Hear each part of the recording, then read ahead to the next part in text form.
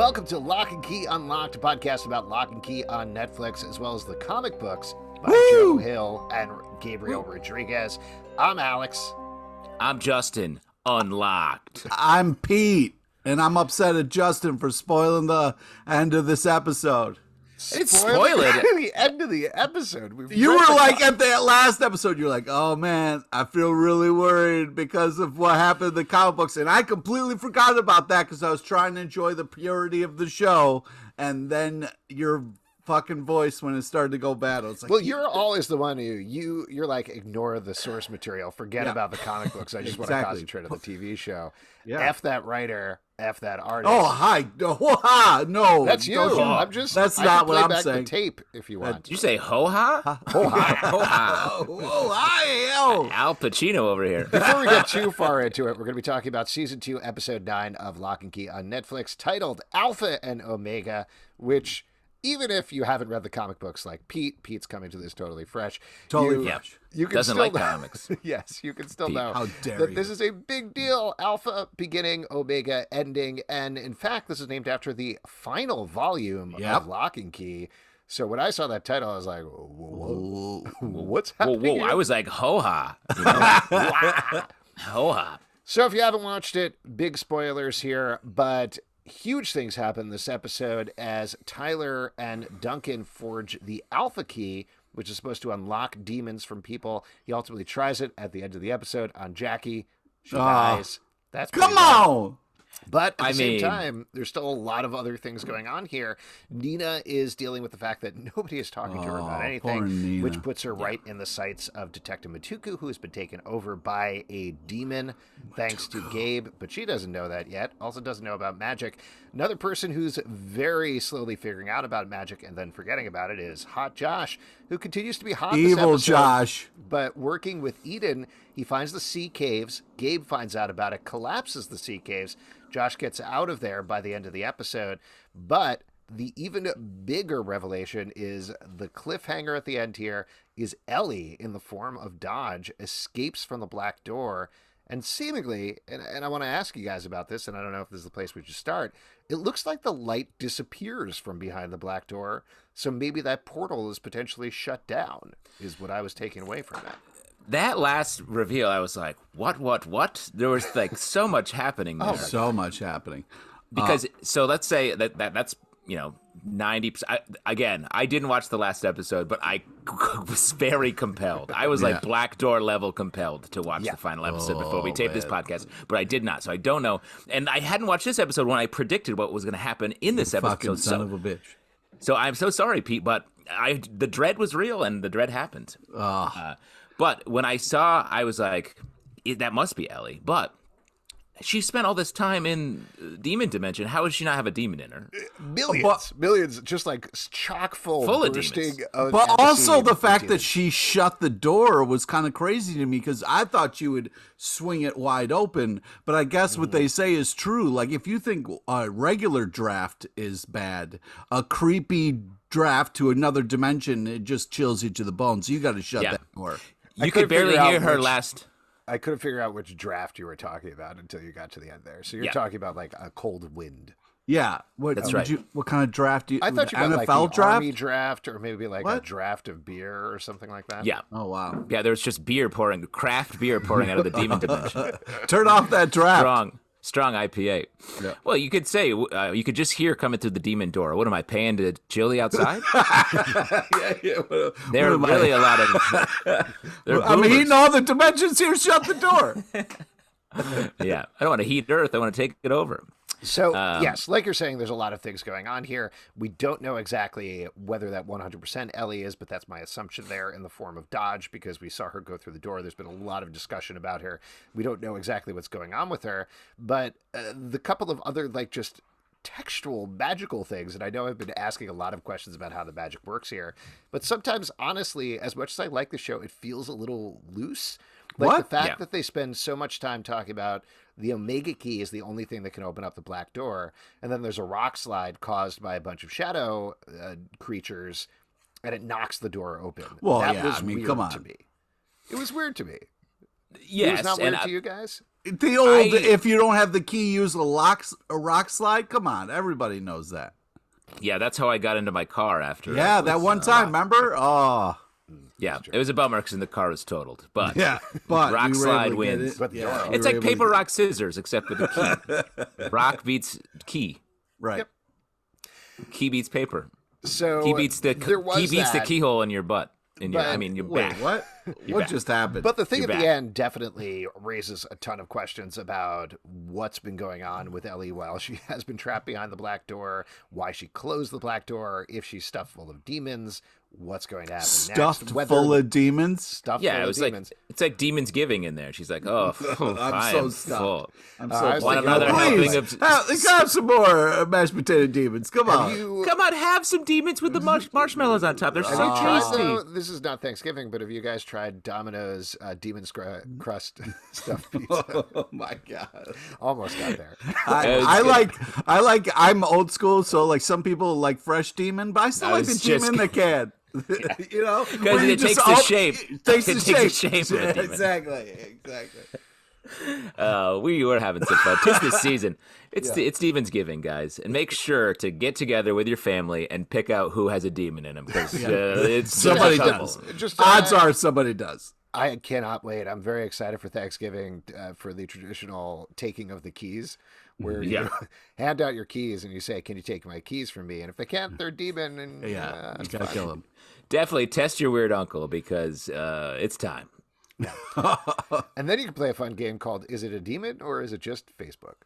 Yeah, exactly. Oh, wow. Facebook's the black door. Okay, but what are the implications of Ellie returning? I'm gonna say if that's Ellie, no demons inside. Maybe because she had the shape of Dodge, she was able to like talk the demons from jumping in. Just kind of wiggle around a lot. Yeah. And Ellie's going to come back with some and be on the side of the Locks. I mean, I think this episode... that would be crazy. This episode was all about them marshaling their forces. Obviously, what happened to Jackie, which we should talk about more in depth in a second, was very upsetting. Tyler's going to be on one for the final episode. Oh, dude, Tyler's going to be a mess. Dude. Kinsey's powered up with a brand new key that I'm very excited to see. Oh, yeah. I cannot wait for that. Bode is coming through. He's rescued who is Hot. I'm going to call him Hot but Dumb Josh. Evil Josh. Evil Josh. He's still not evil. Yeah. He's still not evil. He's just very, he had to sit his daughter down and be like, hey, listen, I'm a shitty parent, and I'm going to continue to lie to you and do whatever I want and just leave you alone because I suck as a father. Let me throw it out. I think maybe Josh is too hot. He's dangerously hot. The hotness has overtaken his brain. He doesn't have a demon in him. He has a hotness in him, and we need to unlock it and drain it out. If I was Brody, I wouldn't have saved him. You know what I mean? I would have just picked up that rock and when he got. Hey, real quick, I'm gonna. Oh wait, not even just let him die, but actively kill him. Yeah. Wow. Because give Jamie a chance to grow up. You know what I mean? Because she's got to raise her hot dumb dad and to do all these other things. It's too much for Jamie. Yeah, that would have been great if there was a scene where Bode was like, "Hey, I know your dad's been asking you a lot of questions, so I'm gonna bash his head in with a rock." Yeah. I want a sitcom spinoff, Raising Hot Josh.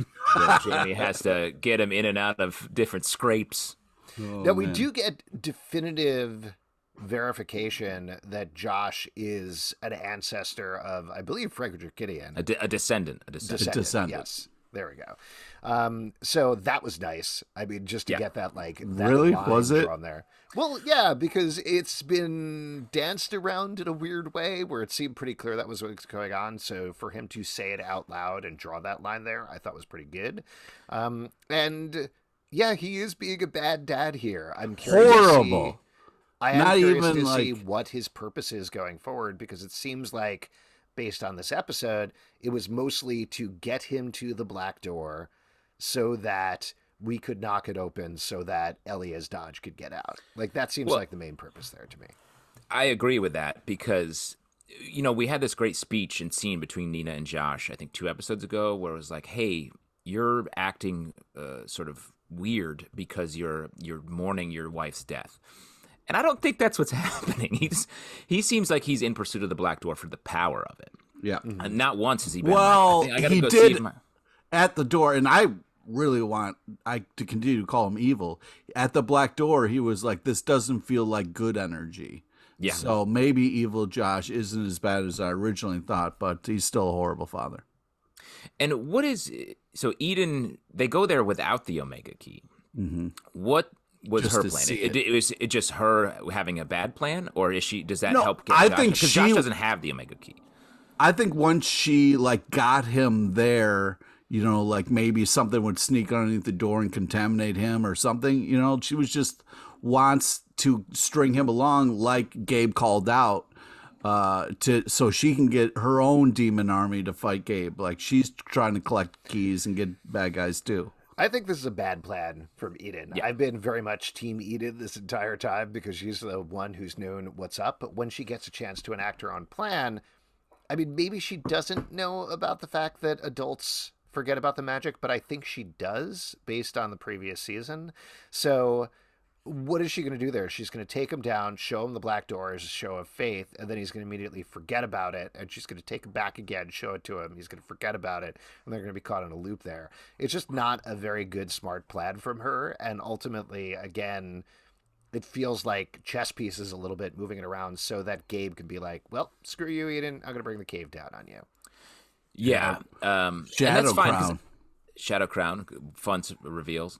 We saw that in the first episode, right? And then we see it again here. Yep. So on the first season as well. I do think... And you wouldn't know this, Pete, but in the comic book. Yeah, that's right. Oh, that's right. Yeah, I remember that. The source material. I don't mind the villains being and anyone having bad plans. I feel like the second half of the season has been everyone trying out a plan that absolutely fails. And only, again, there's something I sort of harped on last episode, only the sacrifice that Tyler has gone through in this episode hardens him to the point where he's like, no more failure. It's time to end this, is what I'm predicting. It forges him into a rock hard metal. Exactly. There you go. All right, can Sacrifice. I mean, it was a beautiful, emotional scene, that whole thing with Jackie. I mean, both actors doing an amazing job in between the tears, the I love yous. Oh, just so powerful. I was really impressed with it. I mean, so good, so good. I did like, because we talked about this before, this is another key that you jam into a part of the body. Here, it's the spine. That at least makes sense to me. Like, the demon key goes into the spine, so does the alpha key to unlock it. And the thing that you were mentioning, Justin, I think this was actually after we had wrapped the last episode because you didn't want to spoil it, but this is exactly what happens in the comics, though visually slightly different, where the alpha key does unlock people from the demons, but because the demons have essentially already hollowed them out, they die immediately afterwards. They get a brief moment where they're alive, and then ultimately, the way that it looks in the book is they draw it as the metal cries out of them, comes out of all of their orifices and hardens, which is the thing that kills him. Here, I think it's up for debate, but it certainly seems like without the demon keeping them animated, they're done, would be my guess. Yeah, I mean, I do. It may still be the metal thing because I like the logic of that. When a demon enters the world, it turns into the Whispering Iron. And if you unlock the demon and unlatch it from the soul, it is free in the world. And so it becomes Whispering Iron once again. It just happens to be in their blood and in their body. And truly, as Pete's saying, this was so upsetting. The way they did it, like, it really felt like she was going to be fine. Yeah. And I was like, oh, what a departure from the comics. And my all my worries were wrong. And then it turns so hard. Turned so hard because I was like, yeah, suck it, Justin. She's going to be all right. No! Yeah. We don't get a moment where she says, like, thank you for releasing me. Don't be upset. Yeah. This is better than what I was doing. We just get her dying silently. I was like, at least give some sort of Tyler. absolution for Tyler where he can walk away being like, what I did. Because I also, the way they built it up in the episode of Forging the Key, Duncan was like, it's up to you. You choose what this key does. So definitely get it right. And then Tyler's just going to blame himself so hard. Like, dude, we need him for the big battle, and I'm worried he's going to be an emotional wreck.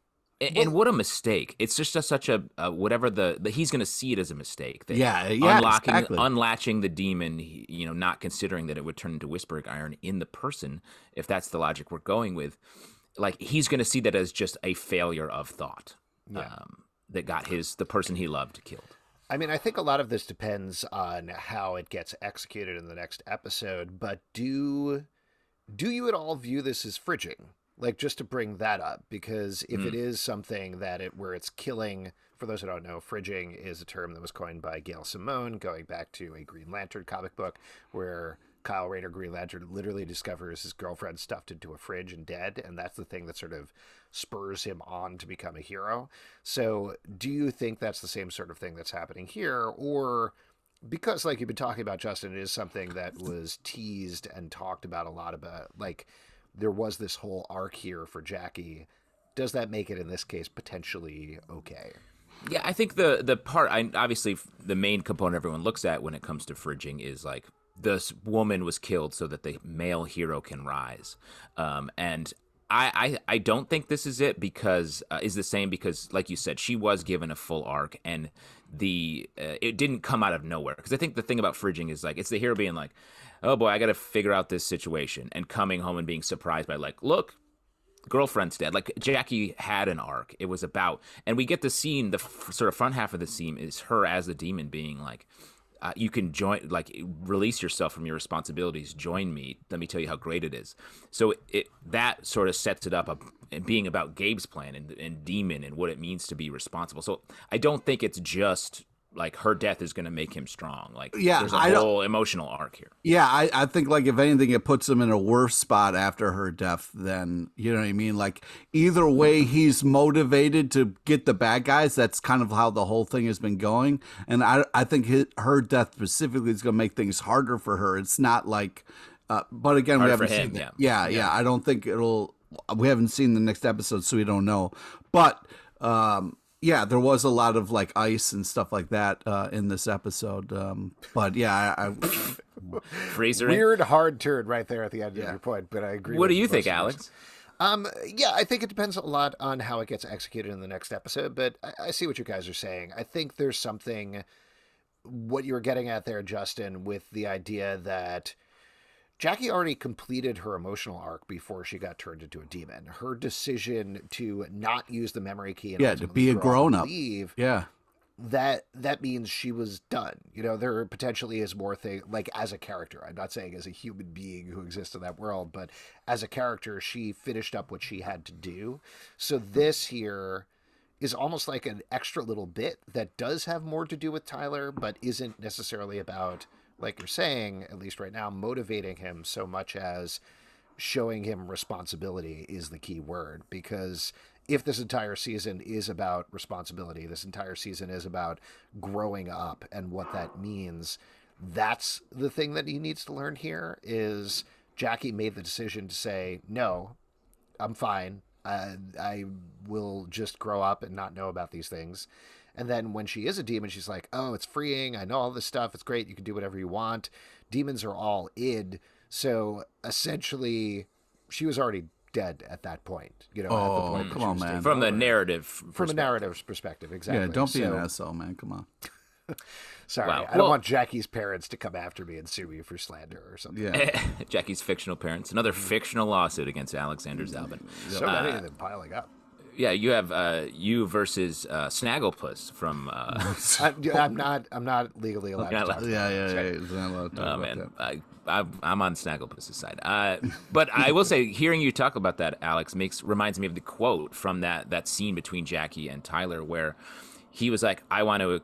The choice was, do you want to grow up and move down the road, or do you want to experience all the triumphs and tragedies of life? And Tyler's like, I want to do that. And then he gets hit with the biggest tragedy he's ever confronted, ostensibly. Yeah, and I guess I'd be curious to see what the discussion is going to be like out in the world about this episode and what other people think, because I do think there is an argument to be made for it being an example of fridging, but like we're talking about, I think it's a little more complicated than that regardless. Super, super sad things happening with Jackie. Do we want to move, as Pete teased, over to Kinsey and Scott's Frozen Adventure. Yes, exactly. Oh, man. My kids would really get on board with this if that's the way I framed it. So Sam ends up leading Kinsey to the Angel Key. Sam the Ghost. Sam the Ghost.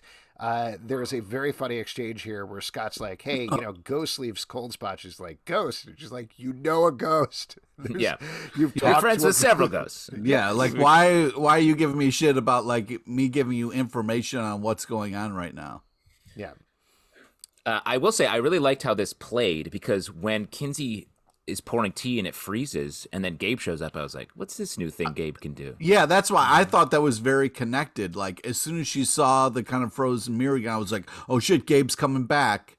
Like, I almost thought it was like the house was warning her that, like, a bad's about to enter, which I thought might have been a cool thing, but then it's the old ghost is nearby. I thought it was a great Lipton iced tea commercial at first. Just it's like, ooh, yeah. It's like, well, I have it hot when you can have it cold. And then I thought it was a great Lipton iced mirror commercial. That's right. Oh, I only use iced mirrors. Gives me the Smart. energy I need. Yeah, Smart. I sometimes use Nest Mirror, but it doesn't have the same kick. Oh my God. Yeah. But then, so at the first one, I was like, oh, weird new thing Gabe can do. Did Gabe unlock some other key or something or whatever? And then when it was the bathroom mirror, first off, Kinsey in her sick-ass bathroom again. Like, maybe their world's falling apart. That bathroom. Dude, so big. She has her own bathroom. Yeah. Do you have your own bathroom? No, I share a bathroom with 3 other people. Oh, that's awful, man. I'm so sorry. It's too many people. Pete, do you How have many your own apartments bathroom? have 2 bathrooms? I have 2 bathrooms. Here we go. Yeah. Here we go with the flex, the double bathroom flex. Do you have your own bathroom? You have one for just you? Yeah, the downstairs one is just for me. If the kids try to use it, I'm like, get out! Yeah. Wow.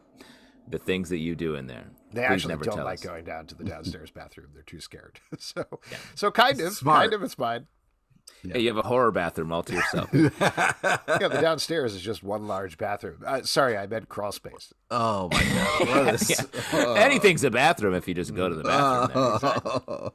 I don't know what's happening anymore, but if we could get back to the show. Yeah, I'd like to talk about when, Kinsey, which I thought was not smart, but actually really cool of her, says to all of her friends, like, get the fuck away from me. Like, I don't want my kind of bullshit to get you guys hurt or killed. I couldn't live with myself. I thought that was a beautiful speech, a very nice moment. And then when Scott shows up and was like, I have a list of and they hugged, it was beautiful. Absolutely amazing.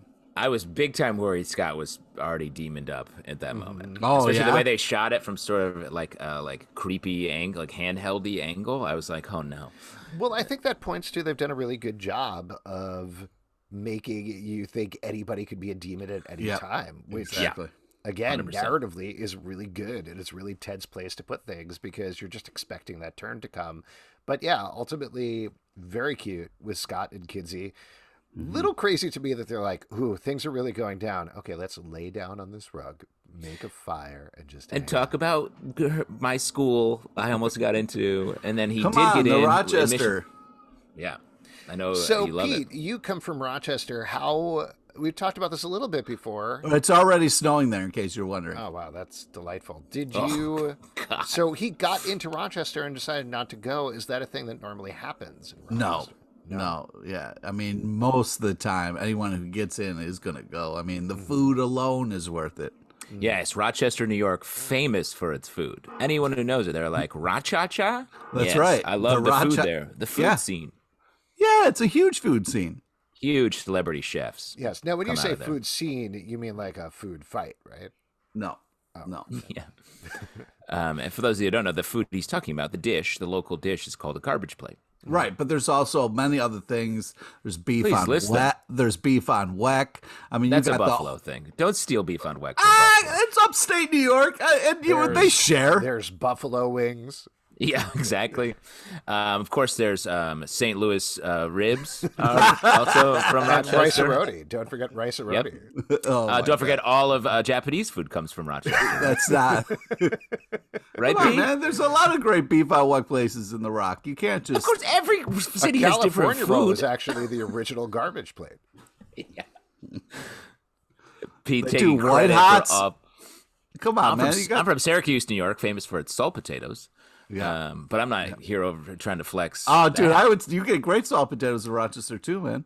Yeah. And I come from Port Washington, Long Island, where a lot of the Mets live. Okay. The Amazins. Mm-hmm. There you go. Man. Now, You while guys we're eat mentioning facts about places. Cracker Jacks, breakfast, lunch, and dinner. So what were we talking about? Oh, yeah, Scott and Kinsey. So I like this sequence. I like them finding the angel key. It's a little weird that we didn't get whispering, but I understand that they were What do you mean? shaking. Well, They did get whispering. I hear that, but she found the rig, which doesn't whisper because it's not made from whispering. It's not a whispering rig. exactly. It's not a whispering rig. It's the key, which they get some clues from birds. Sam scares some birds over to the birdhouse. Do you and then the key does whisper. Yeah, that's true. What are you talking Do you about? think, though, the birds, one of the most heralded issues of Locke and Key is called Sparrow, which is done in the style of Calvin and Hobbes, where Bode uses the animal key, something that we haven't seen on the show yet, to turn into a sparrow, flies around, communes with some sparrows. It's incredible. Read that issue. If you read no other issue of Locke and Key, then you should read all of them. But I kind of thought that Flock of Birds was sort of a little Easter egg for that. It was a little nod. It was a little exactly a nod, which I thought was nice. Let me say, because this season is eating up so much of the comic book stuff, there's not a ton left for season 3, so it makes me think that maybe we'll get some of that in season 3. It is wild how quickly they are barreling through the story here. Like, again, Alpha and Omega, last volume of the comic book, definitely huge differences. This is not how the plot is executed at all in the comics. But the whole thing about Tyler forging this Alpha key and everything, that is right at the end there. What were you going to say, Pete? I know what you're going to say. I know what you're going to say. And let me say it first. You tell me if this is the same thing. Because we already talked about Josh. Right. Josh goes into the cave. Yeah. And there's the cave-in falls on him. Yeah, boulders falling. Boulders Did falling. you have flashbacks? And literally, while I was watching this, I was like, I'm hot Josh. Exactly what I was thinking. I knew it. As soon as you lit up, I was like, oh, Pete's about to go. I was going to save this for the end. In the comic book, we've talked about this plenty, so you know this. We were drawn into the comic book because we were early adopters of Locke and Key back when it was first a comic book series before Joe Hill and Gabriel Rodriguez were the absolute stars that they are now. We were like, this comic's amazing. Everybody should read it. They were happy that we did that. So, and when we would meet them at Comic-Cons, they would be like, they would slowly say, drew Alex into the comic first, the famous Dr. Zalbin, yet to make his appearance in Locke and Key, the television show. Season 3, baby. Season 3. Pete was drawn in as one of the high school friends. That's right. Who, at the end of the comic, was sliced in half with a wicked knife. Double-sided black axe, bro. After that happened, we ran to them at a Comic-Con, and they both said, oh, that's it. We've covered all of Comic Book Club. I was like, wow, you guys are mad disrespectful. And then they did add me in the last story arc, where I was in the cave, in the same way Boulder fell on me. I was also in the cave. Just like Hot Josh, my character didn't die on screen, so lived. No, you were crushed by a giant boulder. And then they used the same thing here. I'm Hot Josh. No, you're not. You are not. It makes sense why I've been obsessed with him all season long. It's like looking in It's like looking in a frozen mirror. Oh, stop it! That mirror must be heavily frosted. If you think heavily frosted, yes. Were you using a Nest mirror? Is that what? Yeah, it was a Nest mirror. That's what happened. Yeah, those don't work. But truly, that's so funny you thought that, Pete, because while I was watching this, I was like, oh, I can't wait to talk about this with my guys. I was hoping Evil Josh was going to get crushed just like you were. Now, then, Pete, does that make you Javi? Because Javi gets his neck sliced with a skate, which I know is not getting cut in half. Yeah, by a double-sided black axe. Yeah, instead it's by a double-sided white skate. Ice skate. Yeah. Now, Javi... Poor Javi. I know. I felt a little bad for him, but that was pretty badass seeing them fight, seeing him get his throat slit. She dumps him in a desert. Thanks to the cuts his throat, opens the door. That's the anywhere key. It's the anywhere key, but you need to picture a door. It has to go to a door. So where's this door in the desert that she's dumping him? That Javi was thinking about? Probably like the off talked about Myrtle Beach that Pete mentions a lot. He was like, I got to go to Myrtle Beach real quick. Boom. Yeah.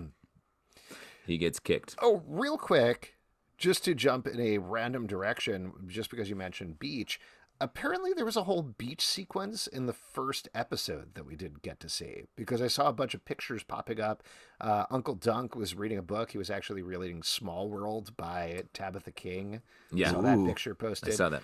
There's a picture of Bode walking on the beach holding something that looks like, I don't know, like the backside of Captain America's shield or something like that. Maybe they were filming the splattering there and that got cut. It was definitely for season 2, or is it something that could be definitely for season 2? Yeah, it was the first episode, and I only know this because I looked at Netflix's media site. They list which episodes things are in, and the picture of Bodhi on the beach was episode 1. So I assume the one of Uncle Dunk on the beach was also episode 1.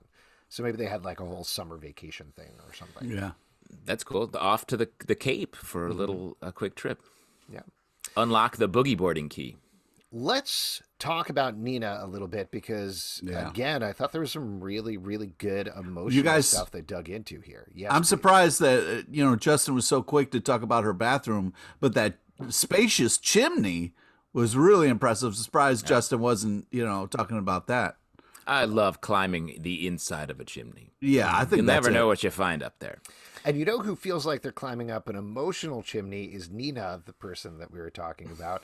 So getting back to her. Let's keep testing him, see if he can transition back to what he wants to talk about. He's good at it. I'll say he's good at it. The AA meeting was really heartfelt and really beautiful and very sad. Yes. I love that monologue from Darby Stanchfield there, just talking about how she does not understand the things that are going on. The pieces do not fit in her head, and it is something that would drive her to alcohol again. She doesn't want to do it, but it feels beyond that. And I loved all the emotional layers there. I think she played them really nicely. It also played really nicely in her scene with Kinsey, where they were looking through the that was heartbreaking. Yeah, very sad. Just a very sad arc for Nina. But again, super sad. That's kind of the place where Nina lives, and Darby Stanchfield is eating it up. But I gotta say, based on the way the season is built, and this episode particularly, I wrote multiple times in my notes, give her the memory key. Open her up. Like she's, and I don't know if they'll do it because it does sort of break the dynamic, but she's been so sidelined this season. And going into season 3, if they unlock her and the full Locke family is ready to face whatever comes their way next, I'm imagining there's going to be a great cliffhanger at the end of this season as there was in season 1. I mean, no spoilers, but the last episode is literally titled Cliffhanger, so there you go. Oh, great. Perfect. Sylvester Stallone movie is probably what they're going to do. Yeah, it's the entirety of that. Yeah. Yep. No keys, just climbing. That's what everybody wants. Where are the keys? We gotta find the keys. Who are you right now? Who are you being right now?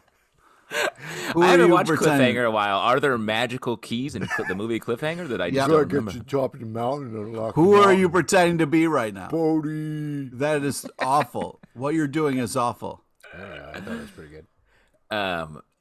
So I hope, and the dread when as soon as she sat down for the AA meeting and she gets into all this emotionality stuff, literally talking about how magic and the keys themselves have messed her up. We get the Omega thing at the beginning of this episode where Bodhi is going to go do something important to try to help the family, and she's like, "What about this?" And he's like, "Oh man, I'm gonna lie to my mom again." I really can't, mom.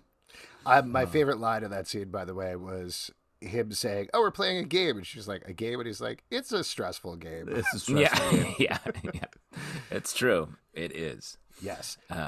Also, and then when they pulled back in the A meeting to reveal Matuku, and I was like, as soon as she sat down there, I was like, Matuku is going to be here, and then really? And I was like, this is awful. Well, the way they shot it, I was like, somebody else is here in this room, and it's important. And oh man, yeah.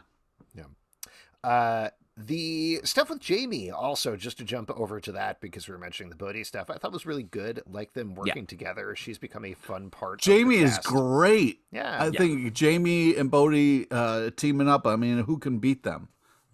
You know what I mean? They're smart. Nobody. They get Dodge. Dodge could beat them. No. Technically, probably yes. No, they're pretty good. Go ahead. I also liked while we're kind of working through things here, I like the Tyler and Duncan forging scenes. It was nice to see them working together. I think that worked really nicely. I also liked better how they did the intention thing in this episode versus Duncan just sort of staring at the iron until he's like, well, I intended it enough. in the previous episode. This one, having Tyler have the flashes of Oh, Jackie. and the fact that they're all Jackie, it just made it so much more heartbreaking later. Exactly. And then, of course, as you do, you just, if you need blood, just slice open your hand because you don't need hands for anything. Just makes so much sense. Let me say, last episode I was like, hey, it's fine, slicing the hand. This episode I was like, Jesus, dude, he dug in on it too deep. He Way almost too like deep. cut his hand off. He was like, Yeah. I don't need the top of this hand, I guess. Plus, when you see the bandage, I was like, yo, dude, that's still bleeding everywhere. You needed one Loose drop. bandage. That runs around with a very loose bandage. Makes This is you what I'm so saying. nervous. Plus, it was like a Civil War bandage. I was like, get something nice on that thing. The whole thing, you don't need. I understand it has to be a visual prop thing. Like it's just a shorthand. It's like I don't know if they have one of those knives. I don't know if they have one of those knives that bleed, or it's like a prosthetic that's on your hand or something with a blood bag in it. It's one of those two things, so it must be the easy, quickest way of doing it and showing it. But at the same time, it's just like find another place, man. Find another place to get blood from. I do a lot of cooking with one of those bleeding knives, just for the fun. It's smart. It's really smart. You scream every time, right? I did really like how it was like we kind of set up this thing in the beginning of like, okay, we're going to kind of make this key. And then it was like a fun running thing throughout the episode. And like the way like Uncle Dunk was talking about like pain and stuff, very, very moving. And then just kind of like leading up to the big Nina kind of AA speech. I just thought like a lot of really powerful kind of things throughout the whole ep that they did such a good job of like kind of like having just kind of underlying things. It's just makes me very happy when they see something that we thought was an unbelievable comic. It looked like it was very well thought out, that they're kind of doing the same thing in the TV show, making very smart choices, kind of like giving little nods to things in the comic, but not letting this be its own thing. And the ghost part is still like just the fact that like Jim was like, sorry for they're giving me credit, was just such a fun and such a heavy episode. I'm just really impressed with the show overall. Again, that made me wonder, just based on our previous conversation, what Chamberlain and Sam talk about all day. But yeah, are they just cool dudes who like to hang? Yeah. Like, pretty good job with the birds. He's like, I could have done better. He's like, nah, you're good. You want to go like scare some squirrels or something? Like, what do we do? No, they are like, all right, now that we got these birds trained, now we got to go train squirrels. You know what I mean? Like they're really kind of working with everybody. They're going to eventually train all the forest animals, which you've previously done, right, Pete? Oh, you're a Disney princess, I believe. Yeah, yes, yeah. Right. It's one of the nice things. You get bird dressed every morning. Mm-hmm. One of the nice things about being a Disney princess is knowing all the animals of the forest. You know. Let me ask a quick question, Pete. Do the birds every morning be like, really, that hoodie again? Okay. A lot of times they'll just try to fly they'll fly it toward the laundromat, and Pete's like, no, let's put it on. They're like, roll their eyes, like, dude, you gotta clean this thing. Yeah, when a bird rolls eyes, that's weird. That is a weird thing to picture. We should. One last thing I wanted to bring up. So Gabe, as we mentioned, approaches Kinsey and gives her the morning Kinsey was so chilling, very chilling. Gives her an ultimatum. Basically says, "Hey, I want you to join me of your own free will." As a little corollary to that, if you don't join me, I'm going to kill your mom. No, that line was like, it was just so funny where she was like, I will never join you or I'll never be anything like you. And he's just like, fine, I'll kill your mom. Like, just such So what would you choose? Would you choose to join Gabe or would you let your mom die? Wow. Pete? Wow. Ultimate Sophie's choice there. Not exactly. Ultimate Sophie's choice is between two kids, but go ahead. That's a classic Sophie's choice. If you go into a restaurant and order an ultimate Sophie's choice, it's between you and your mom. Yeah, exactly. Well, no, it's still choosing between two kids, but there's sour cream on top. Do you have a baked potato? Deluxe Sophie's choice is fries on the side. Yeah, exactly. The other choice, which I think she is going to choose here, is she will fight. Try to protect her mom at the same time, because I think that's what she's like, hey, you want to hang out? Please stay with me because I'm worried about you now. And now that she has the angel key, I think she's ready to do some damage here. But that was tough too, because Nina was like this whole time wants to feel a part of things, and then finally Kinsey's like, hey, let's hang out, and she's like, I'm busy, how about tomorrow? And, Kinsey could have been like, tomorrow's bad for me because I may die and everything. So, or you may die. How about today, though? Yeah. Oh, heartbreaking. Any other moments from the episode you wanted to call out in particular before we start to wrap this up? I really thought like Gabe's. I don't know. There's something about the way like the actor who's playing Gabe, just like the presence, the way he walks, it's just so creepy and evil. And just like even when Tyler was looking in the window and seeing Gabe interact with Jackie, just I love the choices that actor is making as this kind of like villain. It's very powerful and very cool. What did Jackie give Gabe? Demon key. Was that what it was? Yeah, it was the demon key, yeah. Oh, okay. So she was out creating more demons. Yeah. And then brought the key back to him. Yeah. Interesting. Okay. I got to say, Gabe pretty loose with the keys. He gives Javi the anywhere key, and then Eden gets it. Very stupid. Yes. That guy's bad news. Yeah, he's not doing great. I mean, Eden's not doing great with her plans, but Gabe even worse about it. One moment I did want to call out that I thought was really cool was when Nina and Bode were having their conversation towards the beginning of the episode, and she's asking him questions. They did the magic forgetting effect on the camera, sort of with the fade in the background, the sort of blur thing going on. Yeah. And I think the idea there was her desperately trying to push through this magic that causes her to forget, to try to remember. And I thought that was a nice, relatively subtle thing to do in that scene. Yeah, it did play sort of very like chill about it, and I thought it was good as her emotions are just really rising to the point where like I think we're all pretty worried about her going into this last episode. Speaking of which, why don't we talk about the key moment of the episode? Justin, what was your key moment of the episode? I mean, this is a tough one. There's a lot. I guess I'm going to go with, though, setting up for this final episode, Kinsey finding the angel key. I think that is going to give them, that's like a bright spot in an otherwise tough episode across the board. I think that'll really arm them in a good spot for next episode. Yeah. I'll call out Jackie dying. I think that's the big one. That's the big emotional one, but it's also things that lay the stakes for how big this potentially is going to get in this final episode. That is, she's not one of the Locks, but she is a main character on the show. So to kill her off like that, they now know, okay, we got this key. This can solve our demon problem, but at enormous cost. And like we talked about, we don't know who's a demon. We don't know who's going to end up being a demon. So that means anybody is on the what's the phrase, on the table at this point. On the chopping block. On the chopping block. That's an old garbage plate term from Ra-Cha-Cha.